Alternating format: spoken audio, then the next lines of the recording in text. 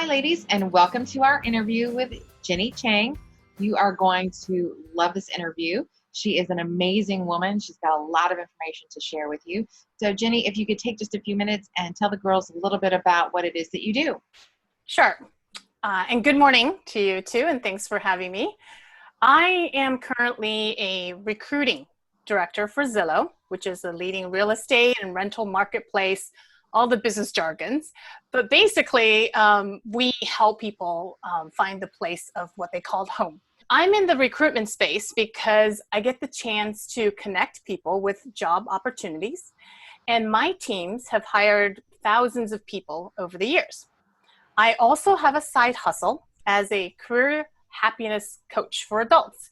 So it could be for your sibling that's about to graduate from college, or for your parents that are interviewing for new roles or want to pivot their careers.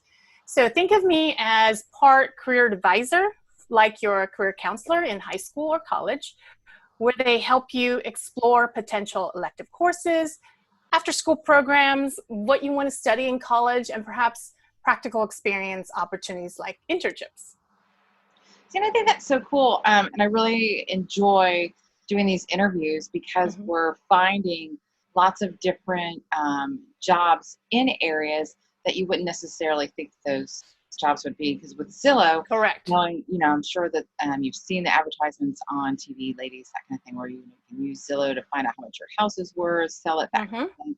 But then never thinking about the fact that that company has recruiters. Yes. To come and get people to work with them and that kind of thing. So that's really very interesting. I never even thought about that. So how cool. It's fun.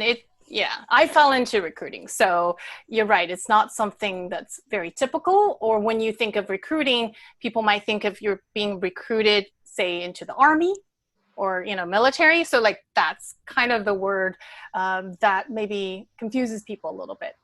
Absolutely. And I like the job title, like the career happiness coach. Yes. What's the point of working in a career that you're going to be unhappy, right? Absolutely. Absolutely. You spend entirely too much time at your job. Yes. So you need to make sure that you enjoy the time that you're spending there for sure. Definitely. So what you said that you fell into being a recruiter. So how did that happen? Sure. Well, I actually studied communications with a focus in public relations. So after I left college, I was doing exactly what I studied, doing public relations for Microsoft, doing product marketing for some Asian global companies when I was working abroad. So I fell into recruiting because I was already helping people in some way. I was naturally pointing people to the right directions. I love doing research, and I love connecting people with like additional knowledge or others that can help them in their careers. So at some point, I believe one of my mentors asked me, hey, why don't you do this as a full-time job? And I said, oh yeah, why not? So that's the part where it's like the career happiness. Not that I wasn't happy in PR or product marketing, but my joke is that when I ship a product, they don't thank me, but when I help somebody find a job and I connect people with jobs, they tend to be really excited for their next steps. Absolutely. And it made me think of something when you mentioned mentors, because I know a lot of times in high school, high school students get paired up with a mentor, right? And not really thinking about having a mentor post high school. So tell me a little bit about how you found your mentor, how that relationship started. Yeah. I would say most of the mentors that have worked well with me are informal. So it's through chance meeting, through another connection. And it was never like, hey, Christine, will you be my mentor? It just simply was, hey, I see that you're really an expert in this space and I have the desire to learn more about it. So could you tell me more? Or, I might be stuck in my career at this moment and I'm not sure where to shift. Maybe someone to bounce off ideas. So the word mentor always sounds very serious, like it's like a job you apply for. But I think, you also can become a mentor at any time. And essentially how you can do that is decide well, what do people come to you for? Right? So do people come to you because you were always thinking about new businesses? You started a really successful business as a young entrepreneur in middle school, and you might find that that is your strength, and you become a mentor for people who are also motivated to learn more about it. Awesome. And that's great. That's, I really like the fact that it doesn't have to be this super formal, kind of thing. It can be for sure, but then it doesn't have to be. And looking for, that person who can help you. That's the biggest thing, ladies, is that Yes. when you notice that you're stuck, that you're having an issue, asking for that help. Don't think that you have to figure it out all on your own.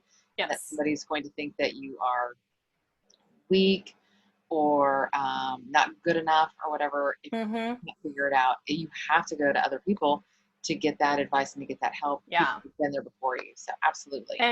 And the tip is that your best mentors when you're young are actually your parents and like your relatives and family friends. There are many times I'm now tell my mom that she was right.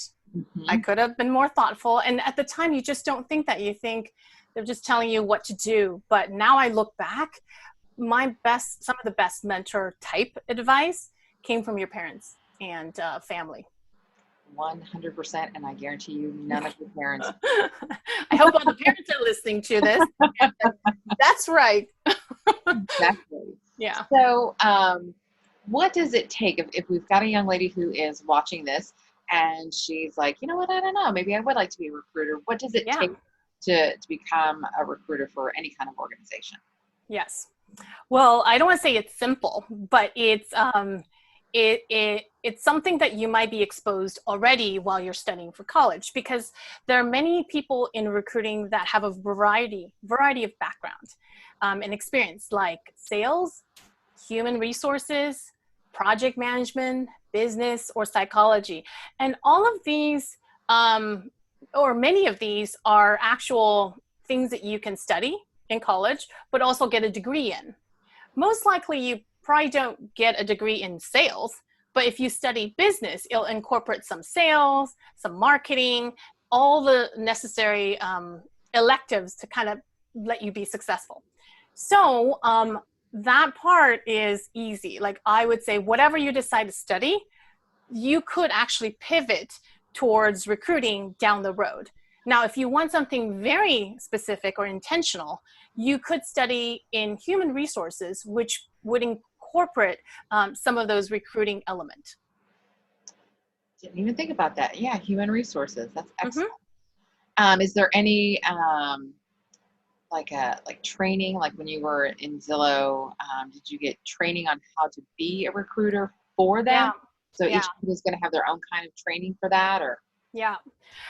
Well, I said I switched careers. So my career before recruiting was in product marketing, account management.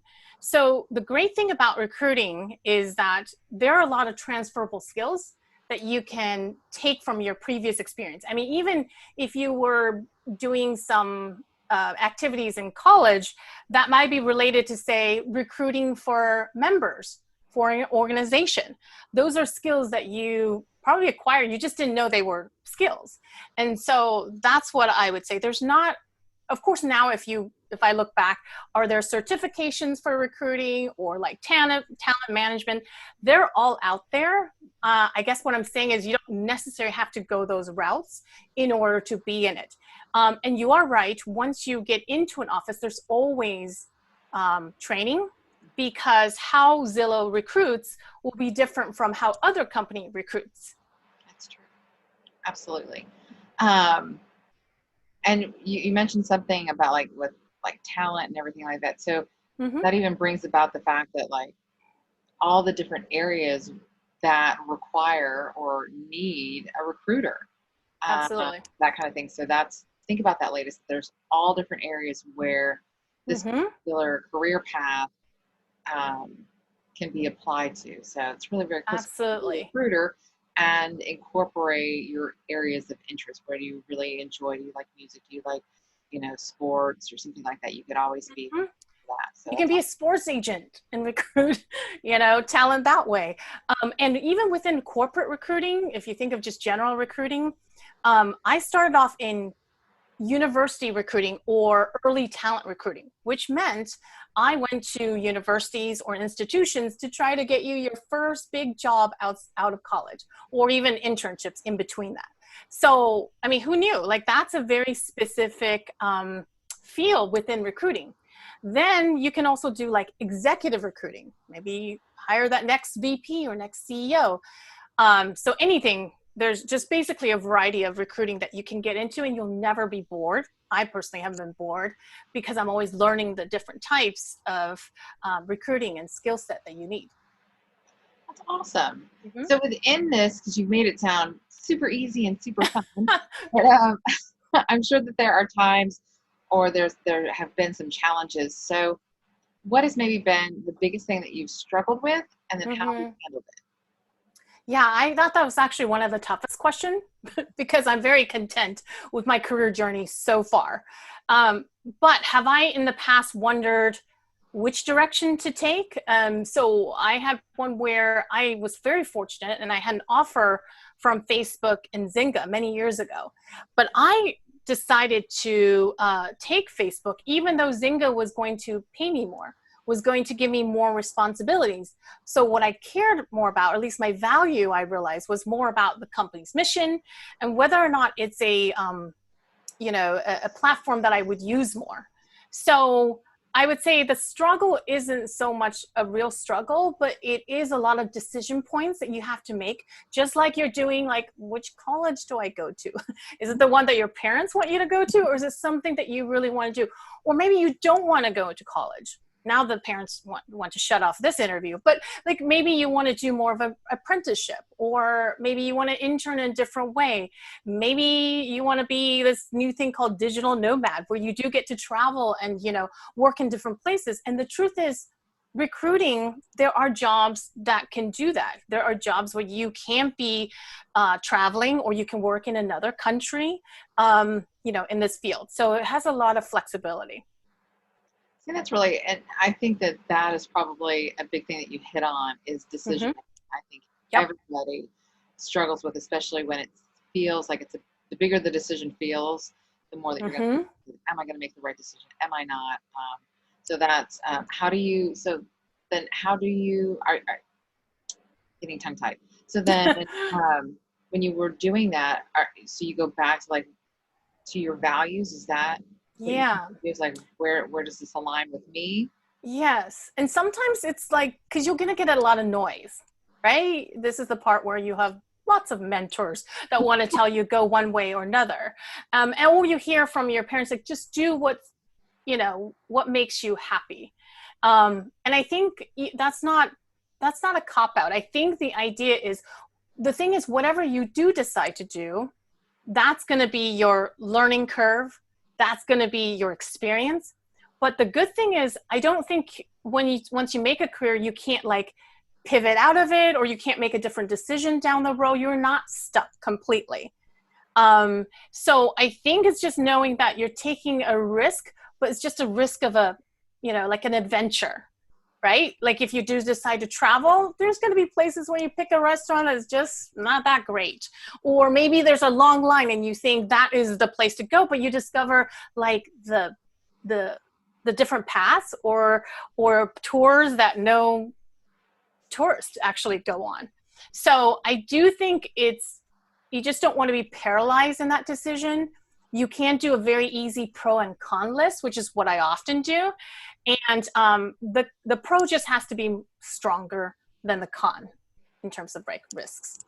Exactly. And I think too, a thing to remember when you're making decisions, and we'll go with like careers or whatever, is that there's never going to be, no matter, I think everybody's looking for that job where every day is an amazing day and there aren't any bad days, and that just isn't going to be the thing that is going to ever exist, no matter how hard we try. Right. I mean, think of high school or college. I don't think every day was perfect, but overall, you wouldn't probably regret going there and meeting some of those people along the way and the classes that you took, because you probably learned something really interesting. Exactly. The pros just have to outweigh the cons. Which cons are you able to live with? And I love the fact that you said, don't think about it as a risk, think of it as an adventure. Yeah, it is. It same is. circumstance that's happening, just how you choose to view it. So that's awesome. And there's a thing I actually was thinking, like, I suggest the folks that are listening here, I mean, ask your parents this question, like, have they really enjoyed their careers? Like, what have they done? What would they do differently? Is there any advice that they have for you? And if they're not happy right now, like, are they going to try to change it? Because I think those are great conversations. And then you'll realize, oh, your parents are human and you're going to have to go through all these emotions, down the road. Exactly. So we've talked about something that you struggled with. So on the flip side of that, what has been the most rewarding or the funnest part of your career? Yes. Well, professionally, I've worked in Asia and I've worked in Europe, specifically Taiwan, which is my home country, and London was the other.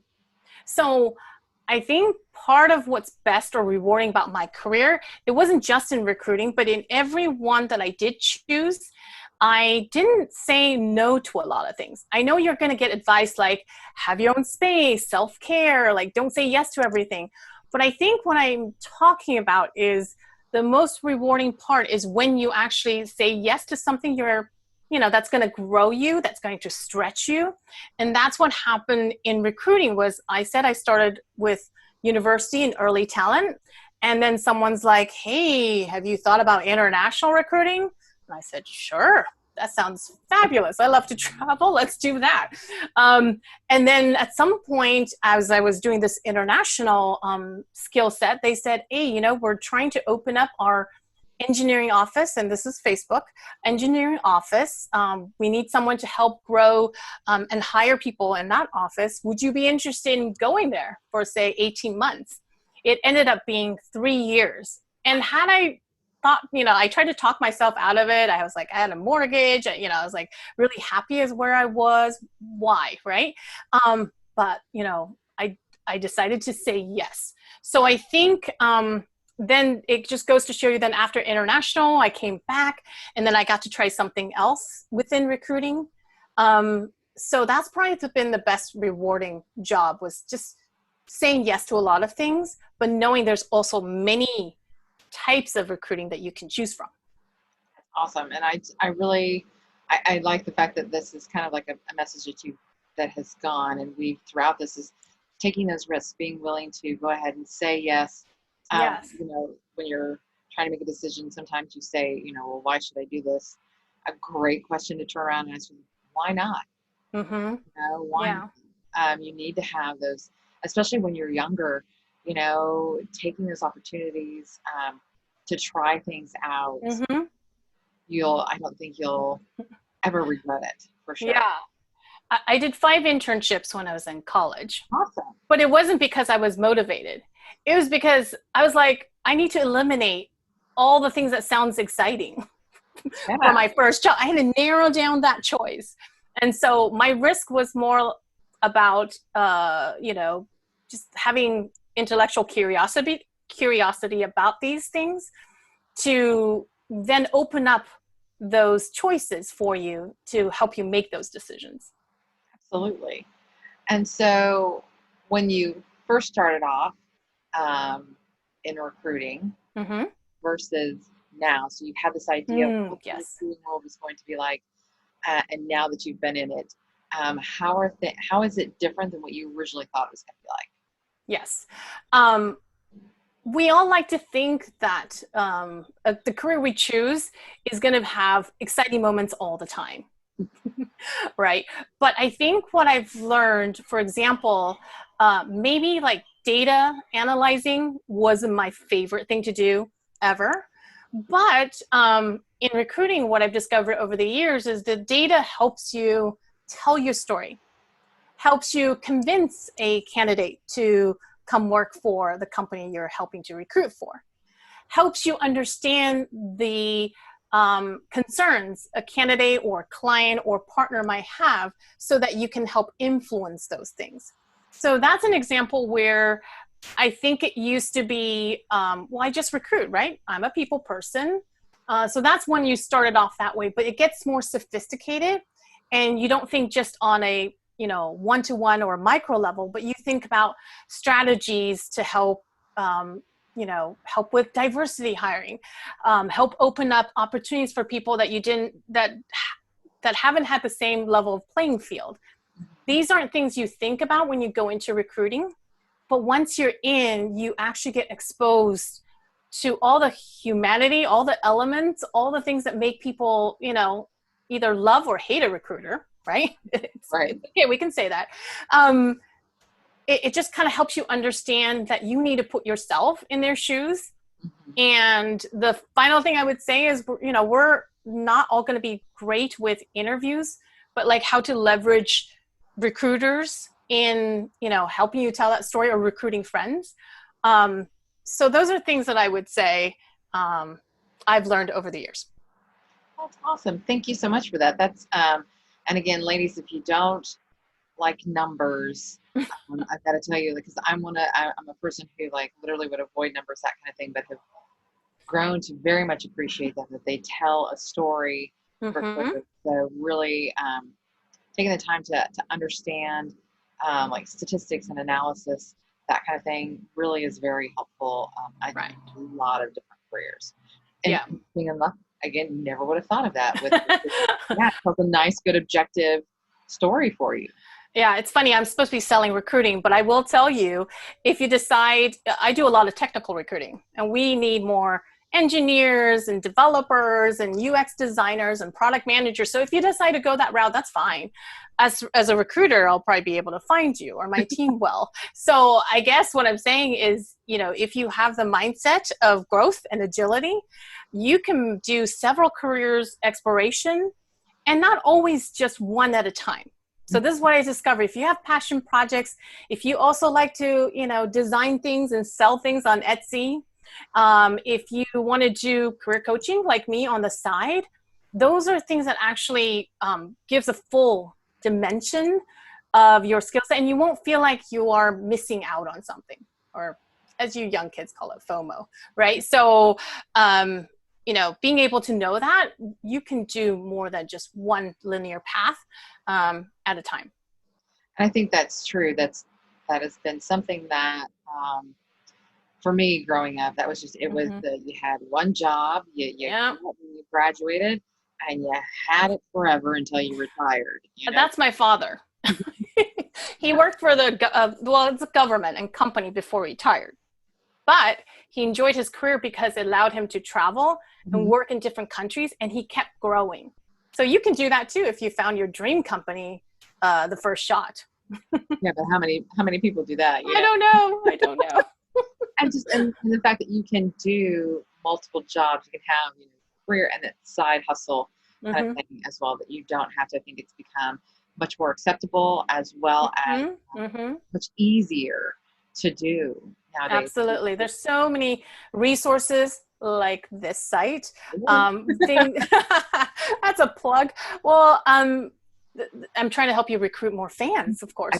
But the truth is, like, I seriously wish there was something like this. I mean, there are smaller elements of this, like that's why you go to your career counselor. But like with this, you get to explore everything all at once. So it's not one at a time, but you can, basically it's like choose your own adventure book resource in one place. Awesome. Well, thank you for that. I appreciate that plug. Sure. Ladies, first, Ginny, it's been a pleasure. Thank you so much. Thank you. You scroll down below the video. There is a written portion of the interview, and then below that, it's going to be the comment section. So any questions that you have for her, please be sure to post in there, and she will be back to answer those questions for you. Yes, absolutely. I had lots of questions when I was young, so ask away. Awesome. Thank you so much. You guys have a great day. Bye. Thank you. Bye-bye.